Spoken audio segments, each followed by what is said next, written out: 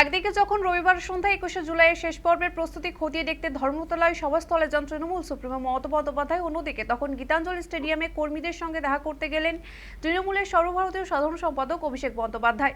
সোমবার 21শে জুলাইয়ের আগে শেষ মুহূর্তের প্রস্তুতি তুঙ্গে। জেলা থেকে বহু তৃণমূল সমর্থক ইতিমধ্যে এসে গিয়েছেন কলকাতায়। সোমবার আরও বহু কর্মী সমর্থকেরা আসবেন। তার আগে প্রস্তুতি চলছে জোর কদমে। 26-এর নির্বাচনের আগে তৃণমূলের এই শেষ মেগা সমাবেশ, তাই রাজনৈতিক দিক থেকে এর গুরুত্ব অনেকটাই বেশি। রাজ্যের বিভিন্ন প্রান্ত থেকে তৃণমূলের যে সমস্ত কর্মী সমর্থকেরা 21শে জুলাই র্যালিতে অংশ নিতে এসেছেন কলকাতায়, তাদের থাকা এবং খাবার ব্যবস্থা করা হয়েছে তৃণমূলের পক্ষ থেকে। সেই পরিস্থিতি খতিয়ে দেখতে রবিবার সন্ধ্যায় সল্টলেকের করুণাময়ী বইমেলা প্রাঙ্গণে যান তৃণমূলের second in command Abhishek Bandyopadhyay. কলকাতার বেশ কয়েকটি জায়গার পাশাপাশি সল্টলেকের বইমেলা প্রাঙ্গণেও আগত তৃণমূল কর্মীদের থাকা এবং খাবার ব্যবস্থা করা হয়েছে। এখানে মূলত উত্তরবঙ্গ থেকে আসা তৃণমূল কর্মীদের থাকার ব্যবস্থা হয়েছে। রবিবার সন্ধ্যায় এখানকার সমস্ত ব্যবস্থা খতিয়ে দেখেন অভিষেক বন্দ্যোপাধ্যায়। উপস্থিত ছিলেন রাজ্যের দমকল মন্ত্রী এবং অঞ্চলের বিধায়ক সুজিত বসু।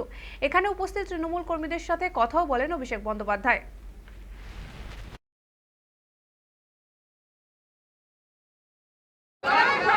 ছাত্র জীবনের নয়নের মণি অভিষেক ব্যানার্জি স্বাগতম।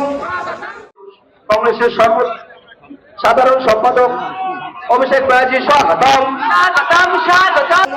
অভিষেক ব্যানার্জি স্বাগতম।